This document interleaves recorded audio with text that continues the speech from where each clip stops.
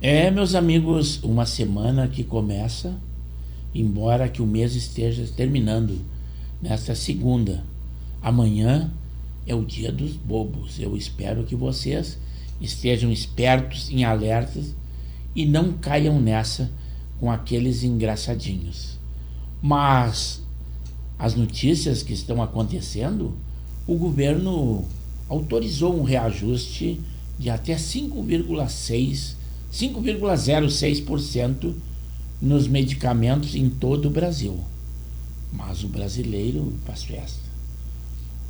A passagem de ônibus e corridas de táxi estão mais caras na capital do Rio Grande do Sul, em Porto Alegre. Mas o brasileiro canta e dança. Basta dizer que blocos de rua de carnaval se apresentaram neste final de semana. Como é bom tratar os assuntos como brasileiro. A crise aumenta, a nossa economia está nas alturas, a nossa dívida pública ou déficit público em trilhões e trilhões, e o brasileiro dança e canta.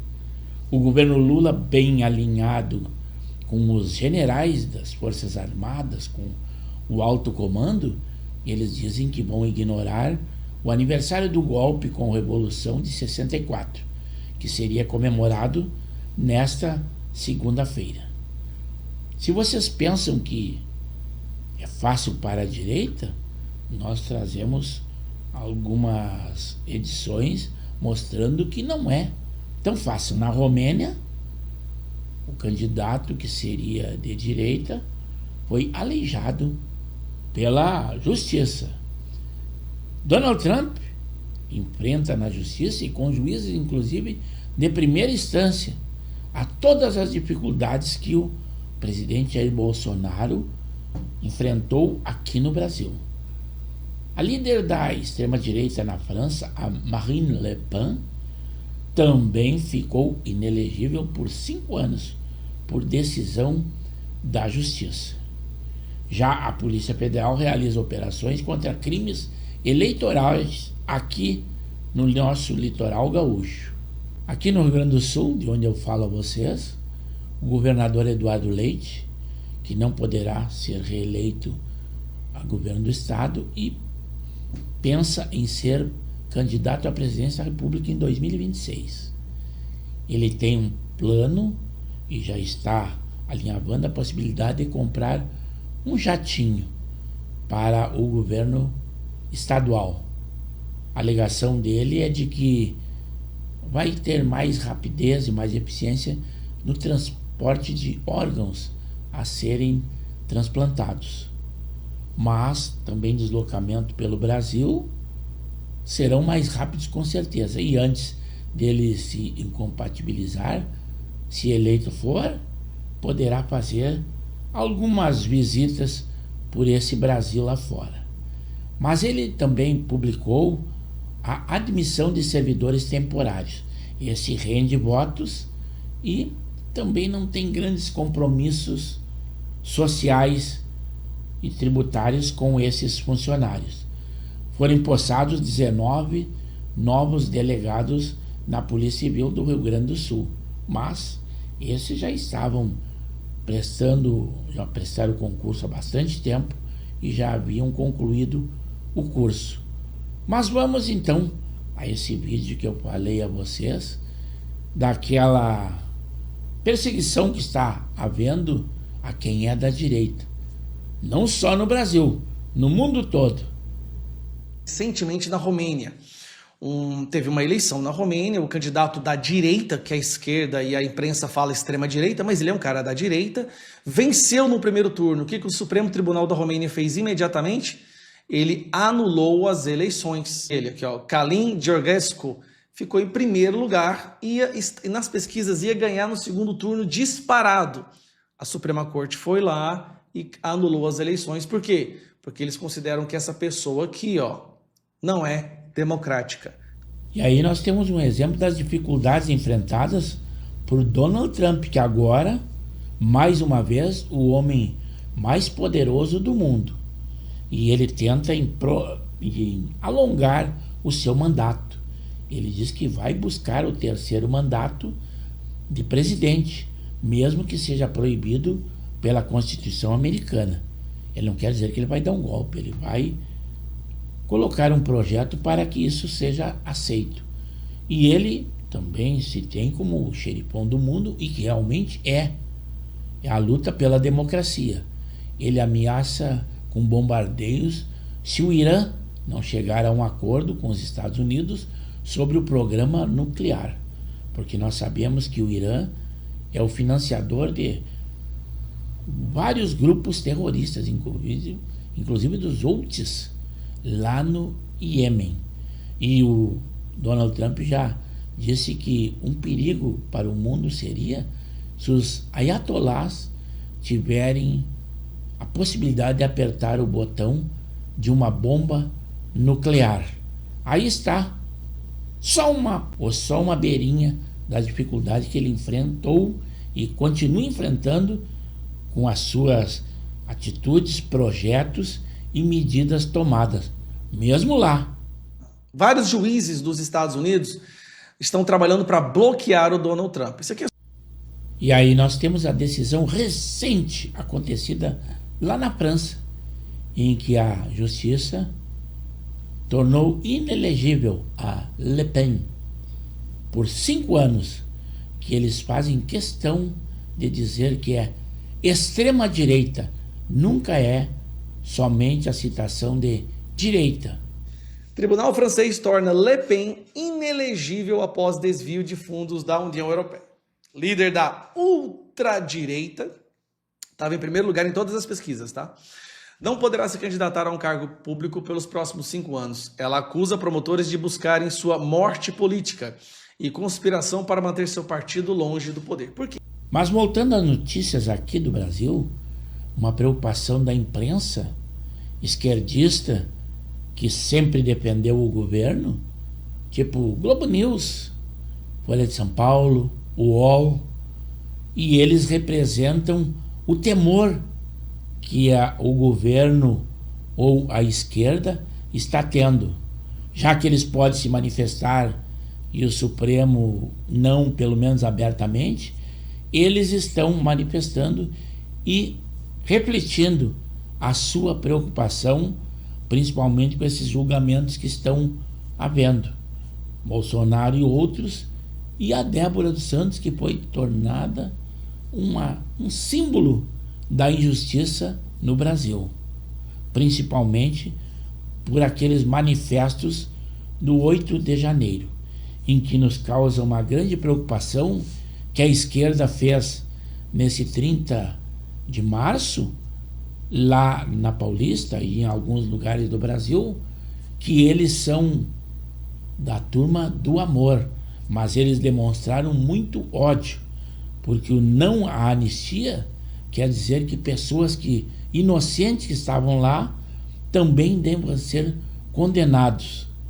E lembrando que, embora muitos desses aí já foram anistiados em tempos atrás, e vendo o manifesto deles, embora que tenha sido um número insignificante num contexto geral, em média 6.000 manifestantes, todos com predominância do vermelho. As cores do Brasil, verde e amarelo, nem pensar. Mas também, assim pensa Boulos, aquele que convocou essa manifestação. Vamos esperar o que desses manifestantes que participaram deste ato? E eu acho que às vezes a corte não está prestando muita atenção, a devida atenção na dimensão política, e não está fazendo uma estratégia jurídica adequada. Eu chamo a atenção que esse caso da Débora ganhou o país, sim, não está restrito aos círculos bolsonaristas, há muita simpatia com o caso dela. As pesquisas de opinião estão dando 37% de apoio à anistia, e tem muito a ver com o caso da Débora, e ela pode contaminar o julgamento dos peixes grandes.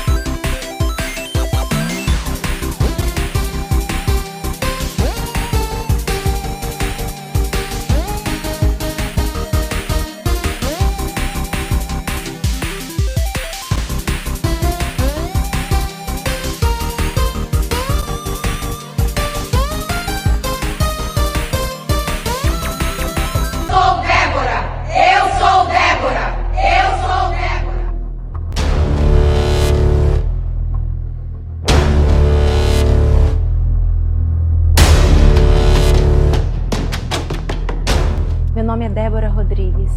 Sou cabeleireira, tenho 39 anos, casada e mãe de 2 lindos filhos. Eu sempre fui uma mãe dedicada, Temente a Deus, apaixonada pelo meu Brasil. Nunca tive antecedentes criminais, até que... No dia 8 de janeiro de 2023, fui a Brasília como milhares outros brasileiros patriotas. Fui protestar pacificamente. Nunca quis que o meu país, meu amado país, vivesse uma ditadura como nossos vizinhos, Cuba e Venezuela. E aí está expressa também a preocupação da imprensa. A Globo, aquela que eu não recomendo a ninguém, mas tem partes da reportagem que eu me obrigo a trazer a vocês, até para ilustrar o nosso vídeo e as nossas informações. Eu vi hoje de lideranças importantes de partidos que estão com o governo, aliados do governo e que se opõem a esse projeto da anistia, que se for a votação hoje, eles sabem que passa. Então, o trabalho é para evitar que vá à votação na Câmara, porque a grande questão está nas mãos do presidente da Câmara, Hugo Mota. Partidos de direita e até de centro já estão se mobilizando para votar, dentro de acordos políticos, votar a favor desse projeto da anistia. Então começou ali com o PL, claro, partido de Jair Bolsonaro, Sóstenes Cavalcante. Naquele domingo da manifestação, lá no Rio de Janeiro, aqui no Rio de Janeiro, Jair Bolsonaro chegou a dizer que tinha feito um acordo com Gilberto Kassab para que o PSD votasse também, e uma boa parte do partido na Câmara estaria também engajado, e até mesmo um dos vice-líderes assinaria para apresentar isso ao presidente da Câmara. Trouxe também o pronunciamento do ministro Luiz Fux, que, embora tenha havido divergência, ele concordou com essa decisão.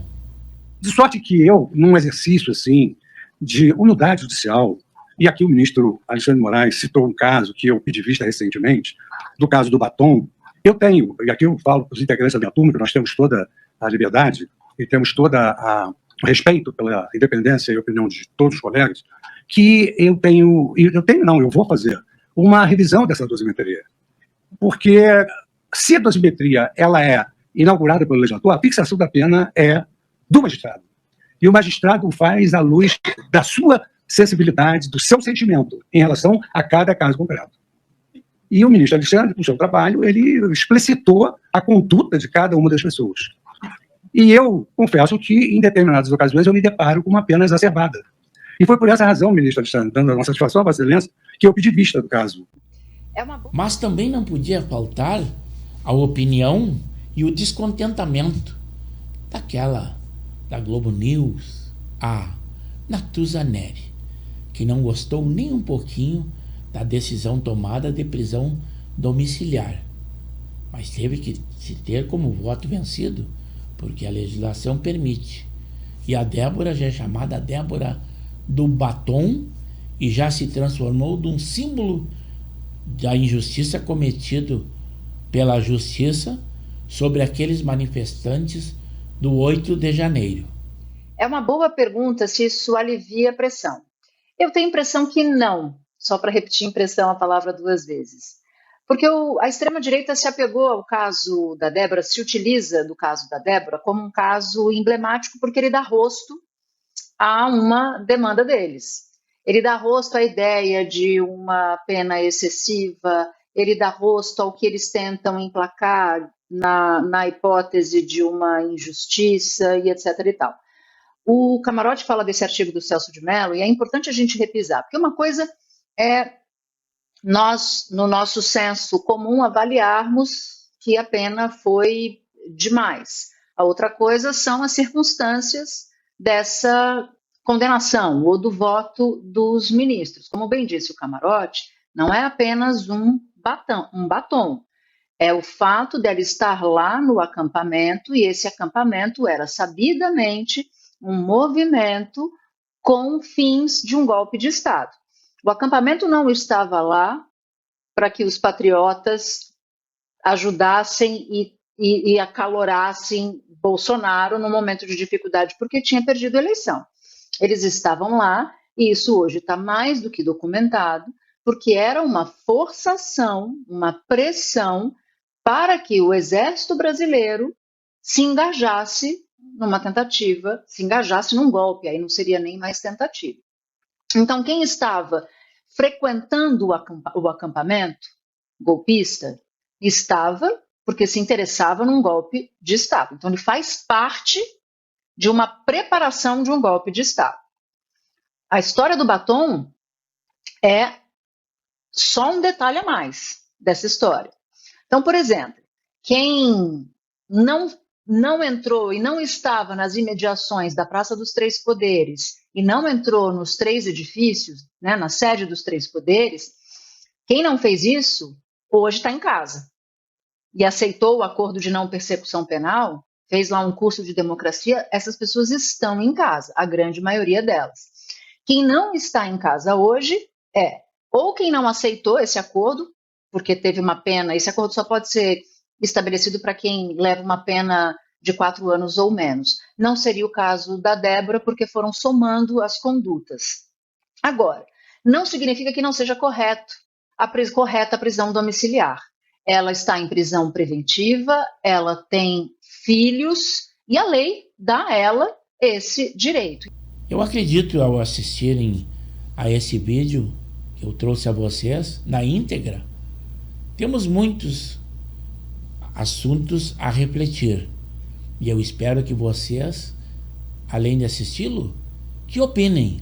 A sua opinião é muito importante. É no canal do YouTube de Pepe Severo.